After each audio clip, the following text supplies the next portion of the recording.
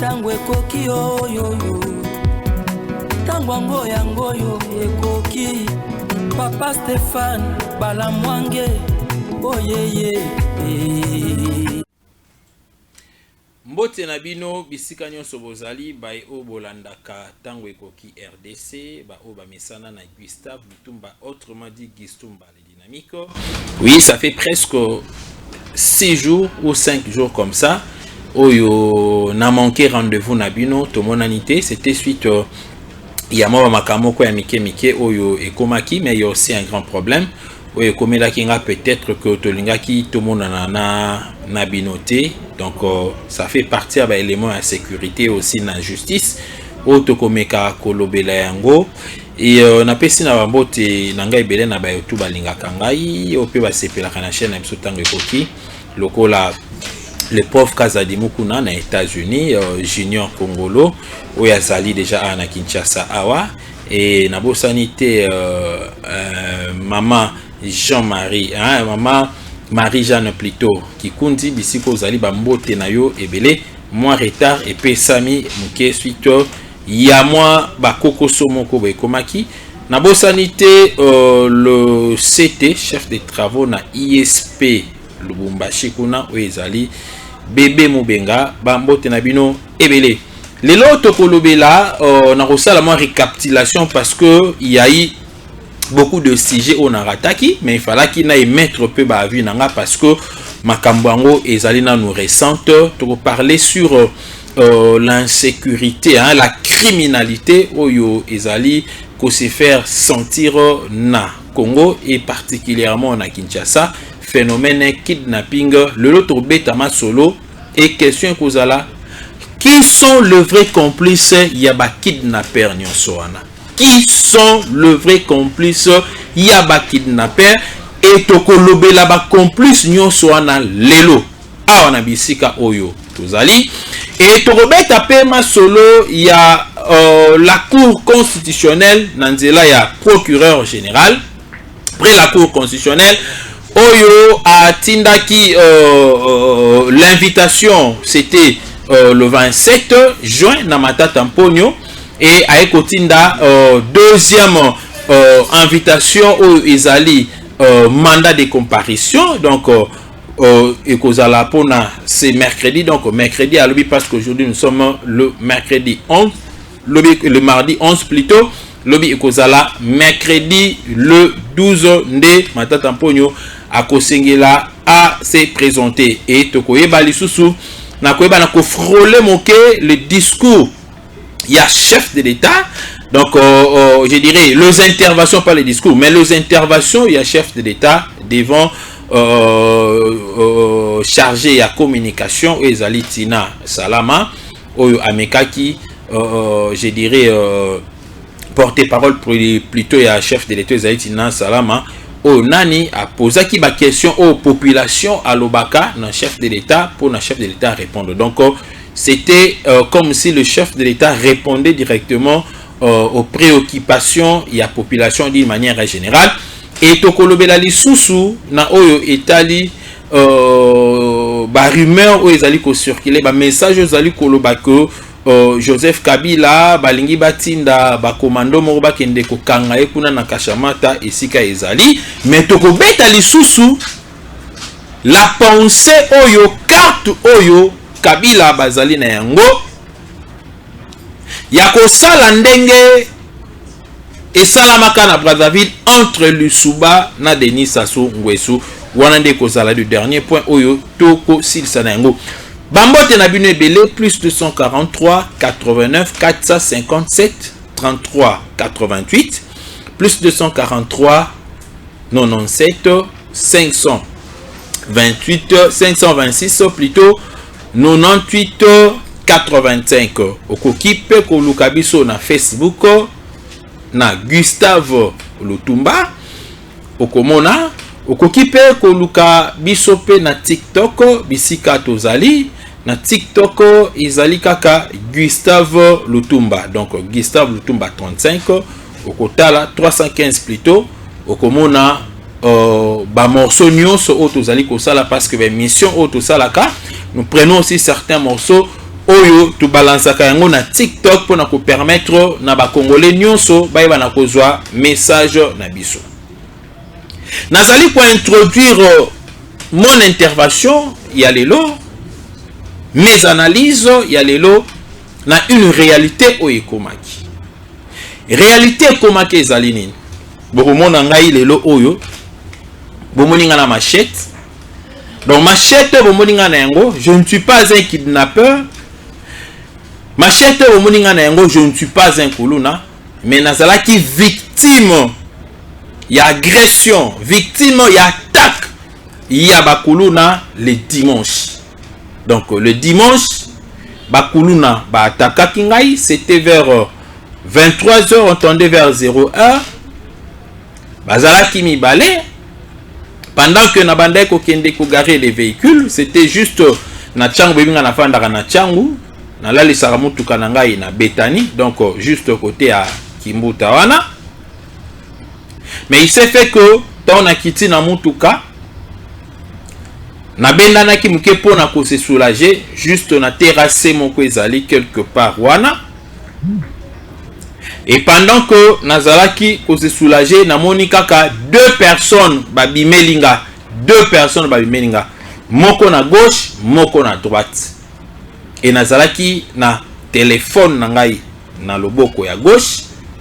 Et pendant que Nazalaki ko se soulager na caniveau, na yoki kaka tiens pelisi penda, donc machette bien na béton oh ya caniveau. Di monsieur pesa biloko za na ngona sinote to kokata yo, pesa biloko za sinote to kokata ngai pe na lobi le côté Natali ka wazaki na gauche, Natali mouvement na ye, Natali wazaki na droite, et oya simbaki machette azaki na droite, oyo alingaka boto langa bi donga ndosa langa fui. Donc moko asimbi machette, moko osala nga fui. Alinga boto langa téléphone, na kimisi téléphone na betiye vrai bolite, parce que tokola pe na masano toza bateau tosala masano yango.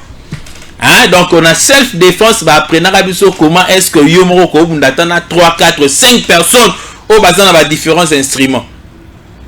Et tellement que na beti na noza qui na pende loko pene ya makasa sentir ka kwei na balu kel maman wazala ki na machette weleli na machette soki ndeko rabi à cause la je dirais na même vitesse que ngai ako balancer les bino d'ailleurs moi image oyo tozui lelo oyo image wana bokomona, voilà image wana bozali komona ba pota o bomoni wana ezali ngai. Donc on a mutu le fait que nazali ko wela na bango ma weleli na wana machette tant on a arraché machette ko donc c'est yango songe na yango nde betaki ngai na mutu na vimbaki hein na zokaki, mais ezalaki kozoka moko un peu léger.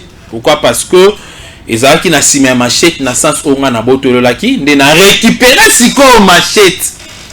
Soki nazalaki kuluna na ngai siko nde na barre bango, mais tellement que nga na kuluna te na mesana na yango te. Donc na cadre kaka légitime défense on a récupéré na beti bango mbata ya oyo. Mbata ba litoi mama na kufi mbata ya mibale ba kuluna ba pakati mbango siko batu lokola ki na mulili. Batu o ba mona ki ngana ba certains gardes ya moi supermarché moko ezali wana ba mona ki ngande nazo kota na ki se soulager. Et tant on a obima sko ba mona kota maboko pa mettons na obima na bimi na machette. Parce que bango tout ba komi curieux machette wana et muti wapi. Et alors nena expliquer bango ba bien ba petit wana tebi bango ba ka hôtel ma bana wana ba kuluna wana. Et ce qui m'a beaucoup étonné zaliko ba sorte ya ba criminel ça mara toujours na coin wana. Et à 100 mètres à Kwana, il y a 2 postes de la police. 2 postes de la police. Donc, ceux qui sont là, qui peut-être que nous, qui pratiquons, il y a sporté, peut-être balinga ko katangai, na ko refuser peut-être babo to langa biloko nanga, peut-être linga ko souke langa mabe au moment où il y a la police na bisika wana. Et j'ai retenu cette machette loko la preuve parce que biso lokwa toza batu ya média na linga ino na leki na yango na média pour lancer le message et les deux postes à la police wana na constituer yango na bokoloba yango awa na baki de droit et sengeli na bango balongola poste ya police parce que c'est presque chaque jour bayibaka bato babotolaka donc presque chaque jour ça veut presque chaque jour et ça m'a au moins 2 fois par semaine ou 3 fois par semaine mais ba policiers baza wana baza inefficace inactif ils ne réagissent pas. Voilà, donc lobby si on est dans déposer plainte nanga, j'avais déjà avisé certains policiers où il y a patrouille dans la kisa qui n'a bango na machette mais dans le lobby local ngande na zaki agressé ngande na ko déposer plainte nanga et on a fait déjà un travail, on a recensé déjà ba kombo ya batu yango et nous allons passer maintenant à l'action avec la justice. Voilà. Et loko oyo na ngai koloba pour des chapeaux ndenge nzambi abate libiso on est en vie et balosambo na bino pe ezali kosala ete biso tozala na Kinshasa biso tout omoni ba dossier ya kidnapping ndenge ezali kosalama et chose grave la plupart ya ba kidnappeurs wana bazala déjà arrêtés par la justice congolaise. Bamususu bazala arrêté na 2017, bamususu na 2019, bamususu na 2020, bamususu na 2021. Et bakanga bango juste pour le même fait, pour les mêmes infractions, pour les mêmes actes. Mais chose grave batuana babimaka na bango kaka. Et ça fait très mal aujourd'hui, yakoyebi sanabino ko les kidnappeurs que vous voyez là, moi j'aimerais vous le dire aujourd'hui, ils sont complices avec la justice. Ah oui. Donc quand je dis qu'ils sont complices avec la justice, c'est avec raison. C'est parce que c'est la justice qui a le pouvoir de la réglementation, de la logique. Nakati ya société. Et c'est ce que c'est la justice ne akoedike bato basala kamabe batika kosala mabe mutu oya bomaki batu mutu abotolaki biloko ya batu mutu atumbaki batu mutu asalaki batu mabe akwei na maboko ya justice au lieu à subir ba sentence tel que ça a été établi ou préétabli par les différentes lois de la République. Mais mutuana tangazo kenda koti d'ailleurs bango moko balobaka boyi. To se sentara en insécurité soki population akangi biso. Mais soki to komi déjà na maboko ya la police, to komi déjà na maboko ya justice, to komi na vie sauve. Parce que te dit que nous allons coopérer, collaborer avec ces agents là. Soit il y a la police, soit il y a justice na niveau ya parquet ou na niveau ya tribunal. Ça fait très mal aujourd'hui. Ya komona que batuana basi bakangama mbala ebele mais babima na manière nini. Mwana oyo Isako Kabakaba bakangaka ye na 2021 Isaac bakanga ye akendaka nyamaka sese. Mais en 2023, Isaac Kabakaba, il s'est retrouvé ici à Kinshasa, a mené vie paisiblement et en menaçant les différentes vies. Tout le monde a la voiture, la voiture rouge, c'est Makila. C'est la voiture Makila. Donc c'est-à-dire c'est parmi les gens qui commettent des crimes et qui sont très bien encadrés par les animateurs. Il y a justice, les animateurs, il y a sécurité. Et boyoka kindeko Anthony Ndengazala ikoloba lobiko to melakana bango, to coopérakana bango. Même ces inspecteurs en atangu bayaka to fandakana bango, to kabolakana bango bambongo, to kotanga bakombo na bango. Et là où j'ai regretté, c'est parce que on ne les a pas laissé le temps ya kotanga bakombo wana. Peut-être pour des raisons ya kosala que batu o bakotanga na bakimate, je dis bien peut-être. Mais moi, j'aimerais que sur ce point, justice a la claire. Bien qu'ils sont condamnés, mais Batouana o bango balobaki bakotanga batanga bango parce que comme pesa la ndeni ba petiona bana ba vie na bango o ba protéger ka bango ndeka bomona resala makana ba balabala ba petio ya ba shege ba iba batu ba chombo pecha shege soka yibi chombo yo ko se plaindre pas à la police ba police ba za mingi mingi na banzelona na ba se a pont et consort aya tunoka pechonga la taindeni oh alataki boye boye abia OK ça va ya ki akuta na petio na petit yo yibi chombo pesa chombo teka ngoto kabolala c'est comme ça ne ba yesuko ko se familiariser et moyen bango batika ba acte ya mabe bazali ko poser exactement parce que ils ont un appui psychologique ya la police peut-être que ndena boye soki na yibi bakaninga ba police comme ba yosela nga sécurité et bon mona tango ba kanga ba petana pona ba beta la police akwa ko sa intervention ba kanga petu wana ba sengi bino bato peut-être ba ba kelo kombongo lisusu bo pesi bango batikali na petu wana après un moment tango yo okende parce que tu es un passager batiki na bango le petu wana peut-être répondre vie na c'est pourquoi je vous ai dit que aujourd'hui nous allons nous poser des questions qui sont complices des crimes des kidnappings qui se passent, qui se déroulent, qui se font en République démocratique du Congo en général et particulièrement à Kinshasa. Okomona kaka na katuana ba policier ba kozanga te, ba militaire ba kozanga te o ba pesa bango ba armes. Cependant ces gens-là sont des civils. Est-ce qu'il n'y a pas un moyen que ça la suivi à ba détenu? Il n'y a pas moyen. Et le chef de l'État s'est lamenté dans l'intervention. Il y a avant-hier. Alors bien, très bien que je regrette parce que la justice, qui selon la Bible, devrait élever la nation. Mais notre justice fait sombrer la nation. Bakanga batebele pona kimoyipi, batika bango. Pona ba détournement, batika bango. La justice de la République démocratique du Congo est complice aujourd'hui avec la criminalité. C'est cette justice qui fait que la criminalité est silatée. Le kidnapping est silaté. Parce que ceux qui va condamner qui est ça la ranga passi et ça la ranga penda passi. Le on a na kanda mabe ça la ranga passi parce que moi-même aussi j'étais victime. Pota. Et Vimba qui m'a cassé. C'était le dimanche où nous sommes le mardi.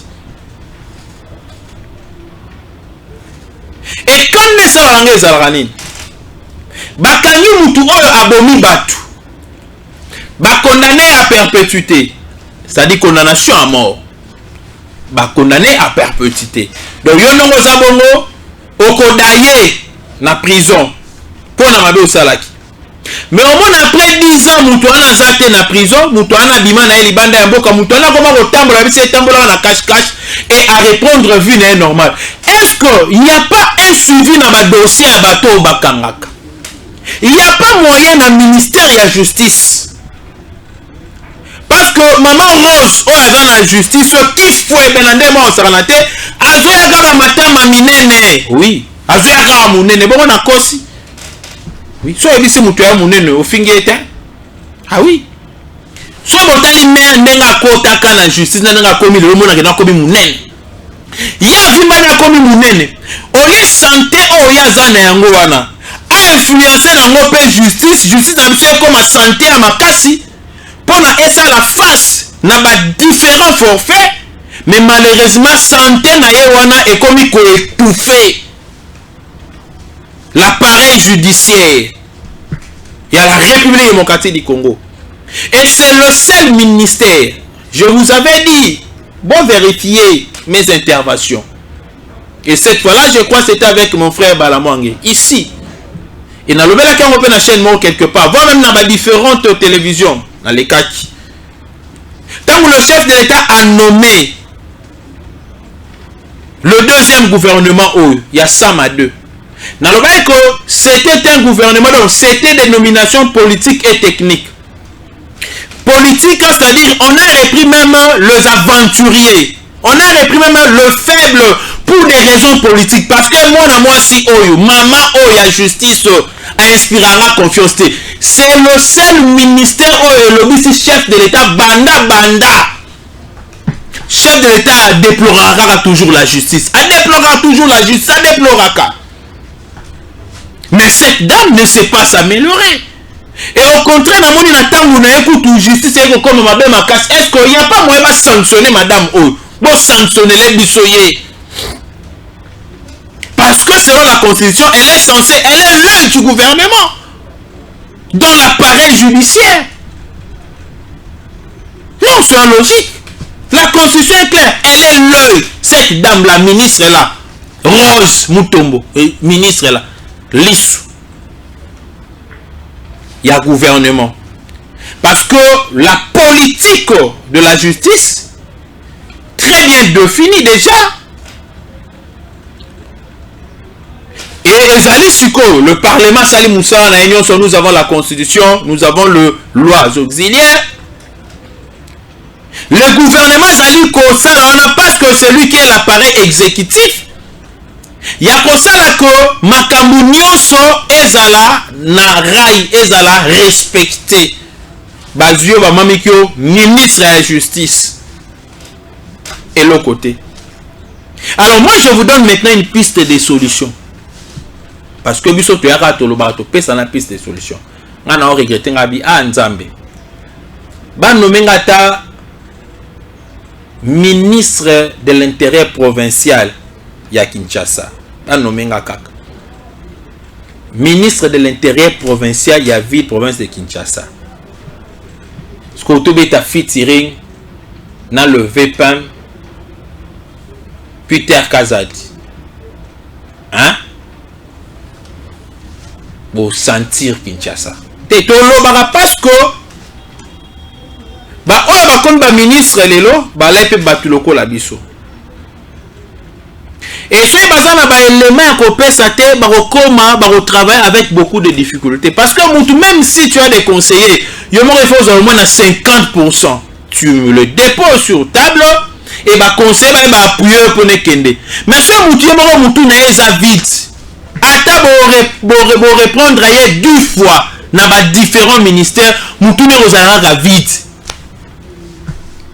Et avant de conseiller, c'est comme si on na maele, comme orgueilleux. À un moment, il va commencer à refuser. Nous avons vu ça. Nous avons été enseignants dans ces pays ici.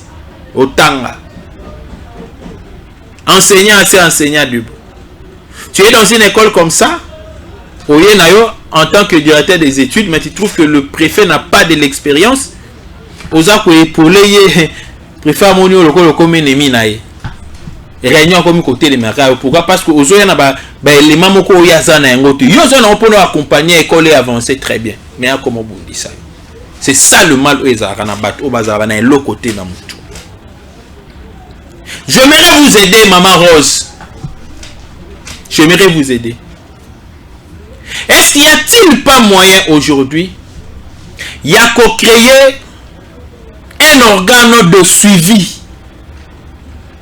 Donc quand je dis un organe de suivi, c'est-à-dire dans le sens il y a que cet organe-là aura pour mission, il y a qu'à tous les dossiers chaque jour, ou soit oui chaque jour, parce que ils ont les rapports chaque jour. Il y a chaque dossier à qui n'a ni ce commis na souka balandeli sentence. Est-ce qu'il a été condamné? Oui, il a été condamné. Pour combien d'années? Autant d'années. Bango va noter na archive na bango. A quelle prison nini? Prison ya Ndolo, prison ya Makala. Babi que Mutuki Ngandi a été sanctionné pour 10 ans. Et maintenant cet organe de suivi aura pour mission, peut-être après 1 mois, il y a aucun qu'on vérifie qu'à tous les condamnés. Si réellement ça toujours dans le cas de la prison. C'est une proposition. On est là pour aider la République à aller de l'avant. Oui, c'est bien de critiquer, mais il faut aussi donner des pistes de solutions. On a une piste de solutions au Nabombaté. Dans le Bible, hein? Maman injustice. Moi, je vous propose, il y a qu'à créer un organe, une structure. Oye kozala na mission, il y a qu'à ça la suivi.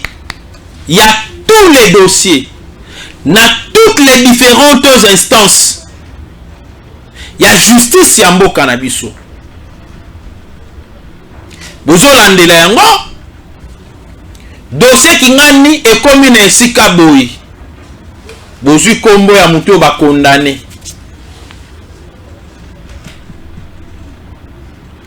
Bozu na le nombre d'années na ye. Bokomi boza na ba archive.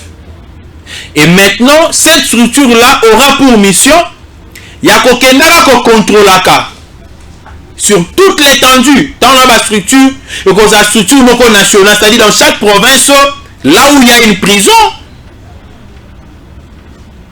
Vous me comprenez très bien? Il y a cette structure-là, aux missions Ezali, chaque peut-être un mois, chaque 2 mois, bakenda ko contrôlaka, ba condamner nyonso. Va condamner, va contrôler, va condamner, va contrôler.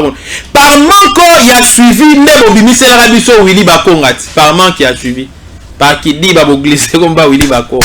Abimi, par manque, il y a suivi. Et par manque, il y a suivi, votre bimisé va combattre, va tout le monde sous son couteau. Bazara la barote. Par manque, il y a suivi. Non, non, non, non. Vous fragilisez l'appareil judiciaire de notre pays. Les animateurs et la justice, bas magistrats, bas avocats de la République, le juge, donc bas magistrat, bas homme magistrat, vous faites la honte de la justice congolaise. Vous faites pleurer le chef de l'État. Vous faire gémir yé. Tout ça la nine. On a compté sur la justice pour relever la pente. Mboko e outi na musike, outi na ba crime mebele. Mboko. Pendant les 18 ans, Kabila, les Congolais vont vivre sous le col. Comment le col Banyama? Yamabe, Komara Malam, Yamalam, et Komaka Mabe. Mais quand le chef de l'État est arrivé, tout le monde a un espoir que, arrivé à Félix Antoine Tshisekedi, président de la République, Makambe Kozonga sur le rail, l'état des droits, au biso tondai kobete la tolo. Dans un état, il n'y a que la justice qui prime surtout. Il y a le principe qui sont respectés. Baokanga, Moutasali Mabe, allez Simbong, et pas un magistrat. Magistrat Tikié. Allez Simbongo, et pas un juge. Juge à Tikié. Allez Simbongo, et pas un greffier. Greffier à Betima Solo Batikié. Allez Simbongo, et pas un divisionnaire. Finalement.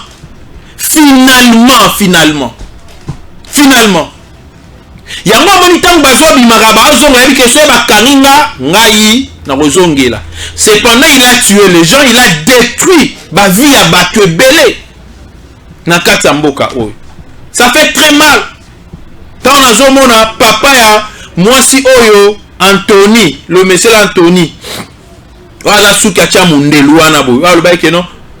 Bazo ils sont $4,000 na 16 millions de francs congolais. To lia na ba on tomela on to panza ba on to bombelo côté. Le monsieur là, selon la plainte, il y a papa na biso wana, soda wana capitaine wana. Abike mwana mbalo yaki ko fiancé mwana nanga, fiancé mwana nangai. Ka ndenge ba kenda bongo ici. 4 jours après ba yo benga biso. Mwana kufa. Toki to fungola ndako. Mwana ebembe, gorge ezate, mabele ezate, le sexe ezate, ba rein ezate. Ata bino moko. Sko muntu abongo boye, ba condamné bango à mort. Condamné à perpétuité. Mais après 2 ans, 3 ans, tu veux qu'il soit à Libanda. Non. La justice élève une nation. Et nous demandons à notre justice et au service de sécurité de cesser d'être complices. Il y a des assassins. Il y a des malfaiteurs. Il y a des malfaiteurs. Vous cessez, Kozala. Vous faites la honte. Vous faites pleurer le chef de l'État Félix Antoine Tshisekedi. Est-ce qu'il n'y a pas moyen que ça, le système, il y a que détenu moko bakangaki bozwi ete so bosali système wana ya suivi bokoyeba si un détenu parvenait peut-être à être libéré bokoluka boyeba na mukanda qui l'a libéré et muto a libéré qui sera libéré frauduleusement mais vous l'arrêtez azala magistrat azala il faut l'arrêter comme ça c'est bokomi kokanga bango bokangi bokotisi kuna bokondamné à perpétuité à ozongela lisusu babuzoba wana te. Il faut justice banda ko intimider batu. Justice bangisa mutu. La justice doit faire peur.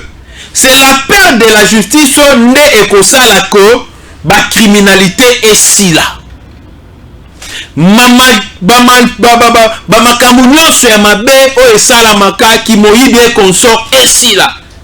Mais aussi longtemps que les gens n'ont pas peur de la justice, aussi longtemps que la justice a commis complice na bango, aussi longtemps que la justice a commis moninga na bango, ça fait très mal. Ngana obete no lisolo oyanga ya bakuluna ki monta attaqué et batu bazoba ke basala kama kamwana chaque fois na pointer wana, ils se connaissent même avec des policiers. Non, c'est logique. C'est logique. Et bakuluna tu bamonaka na bakartier na bana bapeti na bango et bamususu bavie na bango wana nde omona nga na sengaka na lobaka que normalement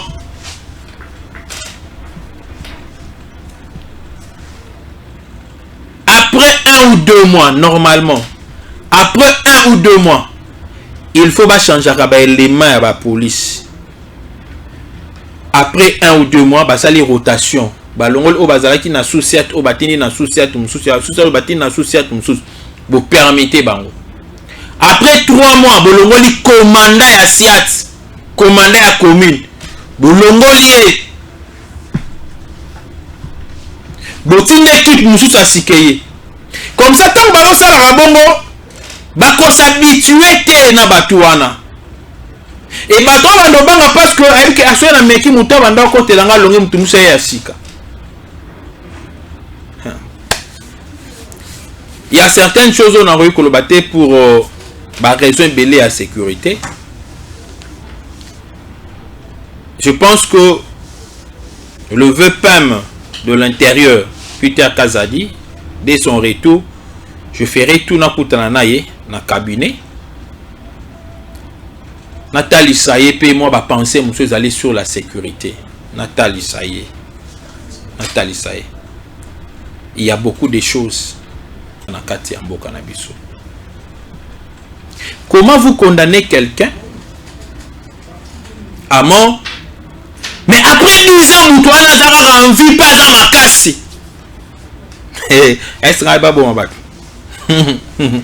bon, tout est. Mais tout le monde a mon gâteau, tu as quoi, si prison après 2 semaines à Bandobela, Nazobela. Mais il n'est pas encore condamné. Mais tous ces condamnés à mort là, c'est condamné à perpétuité. Au coup de bonne santé, baza pe makasi. Non, non, non. Et prison n'est comme une bourgeoisie bongo, hein. Bota bateau ba bima na prison, bourgeoisie au sarate, mutabi ma na prison, tentira au saranate. Ko le kabato batigala ki na cité.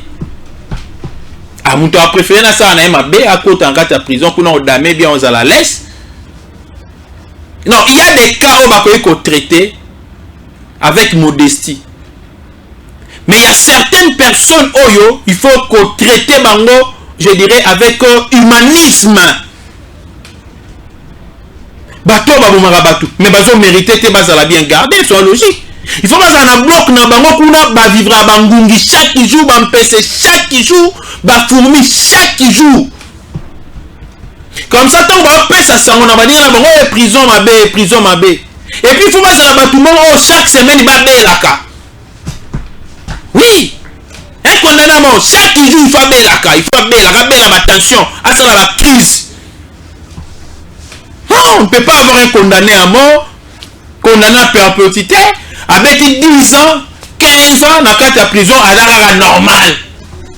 Avec 1 année dans la prison à la normal. Non. La justice doit cesser d'être complice. Général Kassongoville, province de Kinshasa, on a posé un boulot. Et na koma mona lelo ba patrouilleur ebele au moins on va attendre na butu ba lukaka bateau ba ko créer bango infraction ba traquer bango ba exemple ba kangi ba kiti ya ba mais ba kulu no ba osa ba kulu na ba otika bango se oke obenga bango ba biso to kete to za muke bo boza muke ba msu ba kenda wapi mutakuta na mbisika na mutaye ko benga la police abia côté kuna biso okoma te kuneza la mabe makasi mais musa na bino ezani les agents de l'ordre musa na bino et puis so ba petu na to bango ba za la mabe makasi ya ba petu ba la mabe makasi. Et quand la police ne fait plus peur, c'est que la police ne saura plus rétablir l'ordre. La police doit faire peur pour rétablir l'ordre. La justice doit faire peur pour faire asseoir les droits.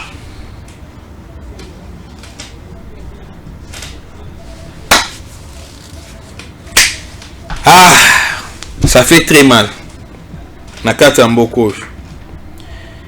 Bonjour qui s'habille sur passe. Et le chef de l'État lobby. Oui.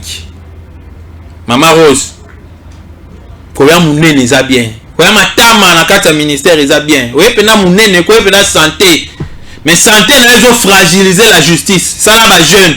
Ça là ba jeune. C'est-à-dire que bana otambola tambisa bongo na mutu na we sanga. Vous devez beaucoup raisonner madame. Vous devez beaucoup raisonner. Et là, on sait pas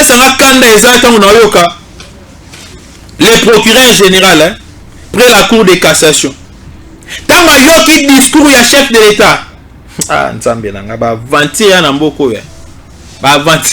mais c'est le procureur près la cour de cassation. Il fallait pour le il fallait faire la kimia. Parce que le chef de l'État n'a rentré juridique, rentré plutôt, il y a justice, Ayaka. Rentré nyonso Ayak sera été au temps ministre premier ministre tout représentant naï. Mais quand ça s'est fait le chef de l'État a rappelé na mona lobaka même tango bazali ko consacrer bino ko installer bino non c'est logique. Le chef de l'État a un discours. Et combien de fois que non justice est à satisfaire était oyoka yango tu n'as rien fait. Mais il y a qu'au moi, quand le chef de l'État a tenu son discours avant-hier, il y a un bang. Et Azolo Bake, il y a un procureur général près la Cour de cassation. Le président Félix Tshisekedi a affirmé ne pas être tout satisfait de l'administration de la justice en République démocratique du Congo. Pour rectifier les tirs, Firmin Mvonde a réuni ce lundi les avocats généraux près la cour de cassation à Réalisé Bangolobi, les procureurs généraux près la cour d'appel de Kinshasa et les procureurs de la République. Azobani, les mesures que j'ai prises ne seront pas discutées, mais vont être de stricte application. Prévient Wanayem Tazoloba, les procureurs généraux près la cour de cassation. Ces mesures seront connues à l'issue de cette réunion qui est en cours. Mais vous le que le chef de l'État, hein, le monsieur Firmin, le procureur général après la cour, Firmin Mvonde, le chef de l'État a fait la même lecture que lui, donc que moi. Le chef de l'État fait la même lecture que moi. Mais depuis longtemps là, pourquoi tu n'agissais pas? Tu attendais seulement que le chef de l'État fasse cette sortie médiatique pour nous se ressaisir. Au moment où le chef de l'État s'allait qu'on reconnaître jusqu'à ce jour, a traité qu'on influencer ta décision de la justice. Le corps au message à l'époque, il y a Kabila, c'est Kabila qui a instrumentalisé la justice. Et maintenant, pour travailler, vous attendez que le chef de l'État puisse vous donner des injonctions, puisse vous instrumentaliser. Si vous êtes incompétent, abandonnez. Abandonnez. Non, ça fait honte aujourd'hui, ça fait honte. Combien de dossiers qui sont compliqués? Dans différentes instances judiciaires. Bolon wanabino. C'est moni boko kate bolon. Bomoni boko kate bolon. Parce qu'on ne peut pas continuer à vivre na ba makambu ya lolenge boye puis bozolo bango boyo kata sonité. Voilà. C'était ça le premier point au nabanda ki koloba na biso. Et na habité na régie kuna so ba koyeb sanga na tikali na combien de minutes. Voilà, ba koyeb sanga que na tikali au moins na 5 minutes. Voilà, na 5 minutes et tikali lingai. Na lingi na beta na muke lisolo ya la relation entre l'église catholique et l'État. Monseigneur Balestrero a assuré que les relations entre l'église et les institutions en République démocratique du Congo sont bonnes. Donc, le gouvernement n'a pas de bonnes relations avec nous. Nos apostoliques. Le représentant y a pas. Comment qui n'a fait la mission na ye awa, il fallait la kende. Dieu n'a pas le chef de l'État. Il a encouragé le chef de l'État na détermination et surtout na kosala de sorte que dérive l'église de la Libanda. Et lui-même a confirmé que jusqu'à ce jour il y a de très bonnes relations entre l'église catholique et le gouvernement. Mais il n'y a que les individus lokola bambongo, lokola bachole, individus lokola oh nani oh ya Lubumbashi oh muteba oh soki muteba oh bangonde ba faux bat. Puisque nous avons kochité, nous avons un dossier au Yamata Tamponyo. Et le dossier Yamata Tamponyo, c'était le 27 juin. Le procureur général près la Cour constitutionnelle a bengi Sakiye sur une invitation pour que à comparaître le 29 juin. Mata Tamponyo a quitté. Et maintenant, il y a un mandat de comparution.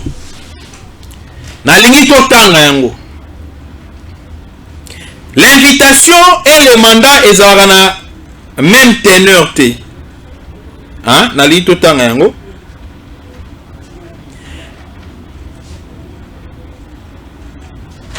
Nalingi vraiment tout tanga yango vraiment tout tanga yango malamu.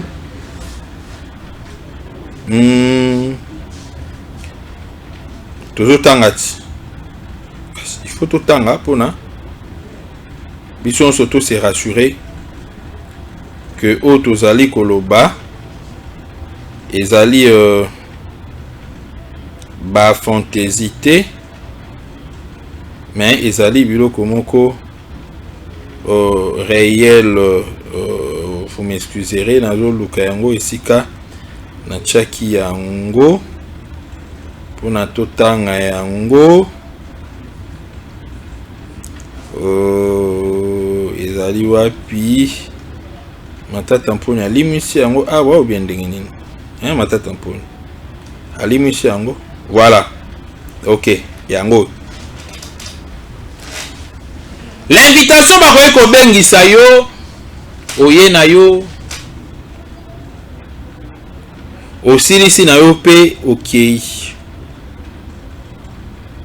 Et là avec l'invitation teneur ya rigueur ezalaka te au cas où tu refusais, puisque là on voit la bonne volonté il y a la personne batindeli invitation à Bokoya. Continue un mandat de comparution. Oyo ezalaka na ba retomber na yango en cas de refus. C'est par là on a olinga to aborder, to analyser très bien. Nous sommes dans les droits. Nous sommes dans la procédure judiciaire. La procédure exige à ce que vous invitez Moutou. Vous passez un mandat de comparution. Ce qui a été mandat d'amener. Mandat d'amener ce que vous avez dit, tout va okuta na yo mukwata. mandat de comparution au miyeli yo moko. Invitation au miyeli yo moko. Soko boy koya batindeli yo mandat d'amener, mandat plutôt de comparution ezali dernier avertissement. Soki oyete batindeli yo mandat d'amener. Qu'est-ce qui est écrit ici?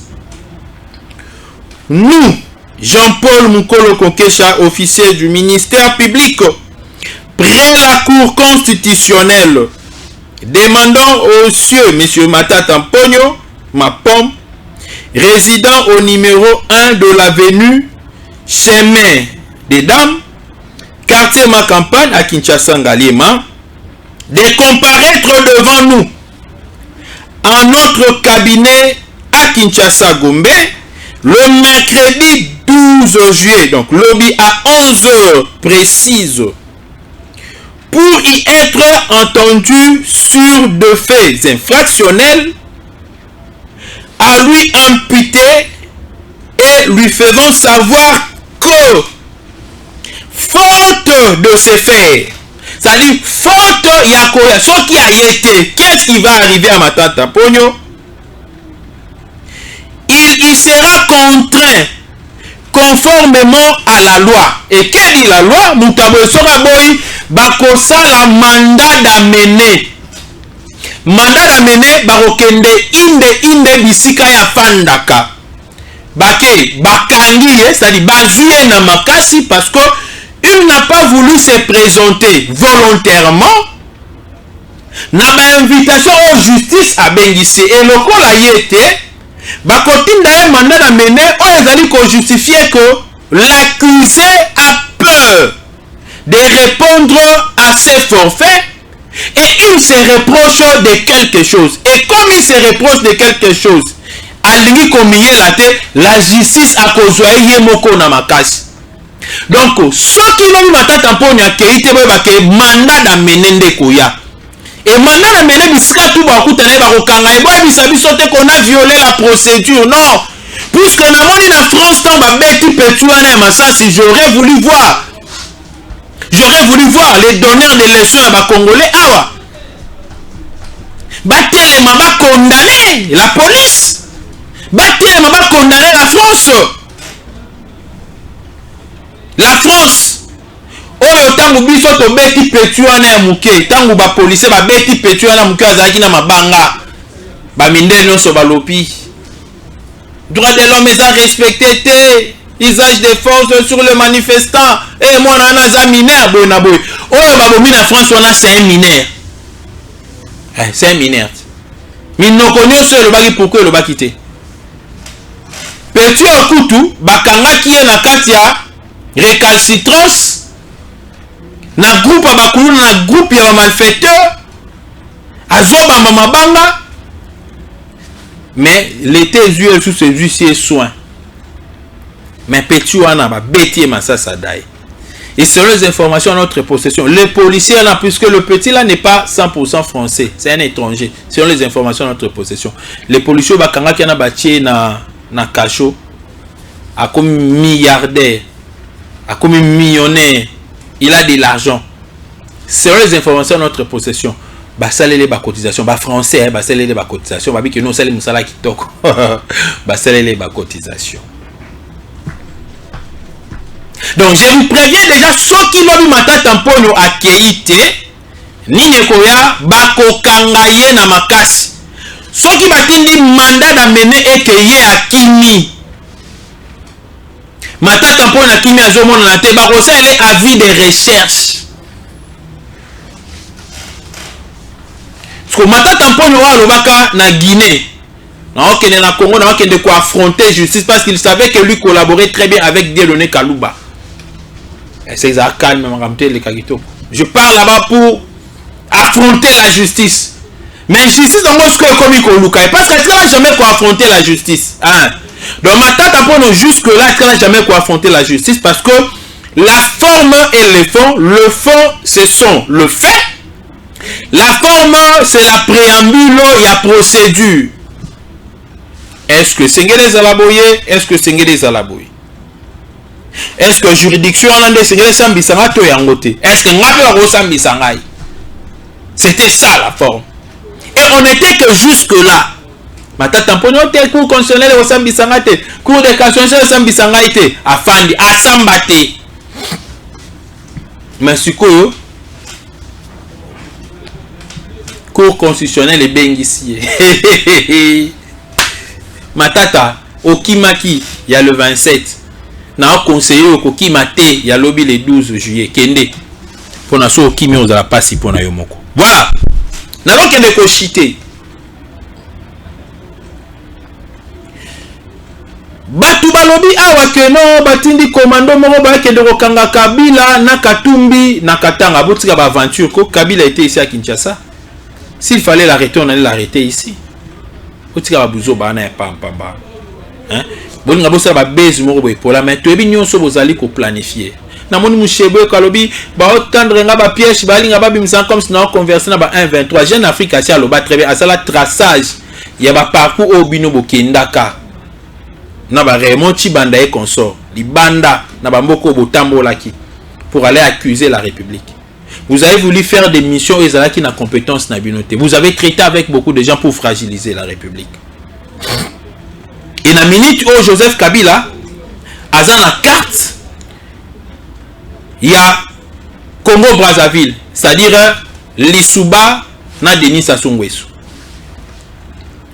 Denis Sassou Nguesso tanga longwe na pouvoir. Tant ça là-bas, adieu, je ne vous dirai pas adieu, mais je vous dirai à bientôt. C'était ça le langage utilisé par Denis Sassou Nguesso. Et après un moment donné, à petit coup d'état avec l'appui, il y a un pays Moussousso Naboy Kotanga Bakombo. Kabila attend ici mandat dans lobby, je ne vous dirai pas adieu, mais je vous dirai à bientôt. Il était trop sûr que Félix Antoine Tshisekedi a aussi sa mandaté. Dans le système de établissement qui n'est pas 1-23 partout, infiltration partout jusqu'à la moelle épinière. Il mettra facilement la main sur Félix Tshisekedi à maîtriser soit par le droit, c'est-à-dire la Cour constitutionnelle va créer l'infraction, les bandits qui créer ou violation de la constitution et consort va arrêter Félix Tshisekedi, ou soit va créer un coup d'état, va paralyser la République. Maintenant, Félix Tshisekedi a sali que Félix Tshisekedi a gagné. Et aujourd'hui, Joseph Kabila est sur ce schéma-là. Il y a qu'à vouloir comment est-ce qu'il peut monter un coup d'état. Mais Dieu merci, on est en train de maîtriser déjà quelques bandes naïe. Mikolo ezali koya, et kozala mikolo moko makasi, et kozala opesi mbwa aboyi. Voilà. Nazali ko chiter na likambo oyo. Namoni babanyamulenge moko mikolo uti koleka babanyamulenge moko basali bloc. Bakomeli chef de l'État, bakomeli gouvernement pona koloba que ba libérer bandeko na bango babanyamulenge oyo bakangi na ba groupe ya ba 1-23 et consort. Vous comprenez? Bandeko na bango bakangi na ba groupe ya ba 1-23 et consort, mais ça fait très mal. Ça fait vraiment très mal aujourd'hui. Il y a comment on a que Batouana qui s'est réclamé être des Congolais. Ces gens-là que nous reconnaissons aujourd'hui, que Bazaba Congolais, les Batouana Lelo, Bazolo Banini, Bazo Senga ba libérer Banane. La question que moi je me pose, ba libérer bateau bakanga qui n'a rien ba 1-23. Nakoba. Ba libérer bateau bakanga qui n'a rien ba 1-23. Ba libérer bango pourquoi pour na bango bateau na basali na bango et l'autre côté na bango. Tozo beta lisolo ya loi chani na mboka oyo. Tozo beta lisolo ya originalité. Nalinga tali sabi un exemple moko. Tomoni Mbappé les joueurs français. Mbappé les joueurs français. Mais Mbappé kiti na Cameroun ba yambie na Cameroun ande moko osana te. Mbappé na France ala ta nzambala te, Mbappé ala ti nzambala. Mbappé continue la culture na bango. Donc ça dit aujourd'hui Mbappé s'il a des possibilités, il peut facilement investir na France, quoi investir peut na Cameroun. Et aujourd'hui Mbappé peut je suis un sujet camerounais. J'ai le sang camerounais. Mbappé a la nationalité française, mais le sang de Mbappé est allé sans camerounais. Et dès le moment où tu as solo, il y a double vitesse, double tendance. La loyauté, vous allez la partager. Ah oui, hein? Vous allez partager. Tout le monde est à Zonga. Mbappé na Cameroun. Bayambi. Bakomi na banderole. Mbappé, le Cameroun, c'est ton pays. Le Cameroun, la terre de tes ancêtres. Ce qu'on peut poser question, est-ce que Babanya Moulenge, la RDC, c'est la terre de tes ancêtres là-bas? Non, tout ça la logique. Oh, est-ce que Batutsi wana na vrai sens? Congo ils ont mabela ba ancêtre na bango. Est-ce qu'ils ont les sang congolais? Babilo musuto tika mo ba sentiment plus 243 89 457 33 88 plus 243 97 526 98 85. C'était votre bien-aimé Gustave Lutumba, autrement dit Gistumba les dynamiques. Comme il a une émission à Biso, lobby Torozala parce que nous autres les alliés déjà Makasi, Nzambe, Abateli, mais tout bêtis c'était la justice. Botika Kozala complice, Botika Kozala complice. Ciao. Tango ekoki yo yo yo. Tango yango yo ekoki. Papa Stéphane Balamwange. Oh yeah yeah.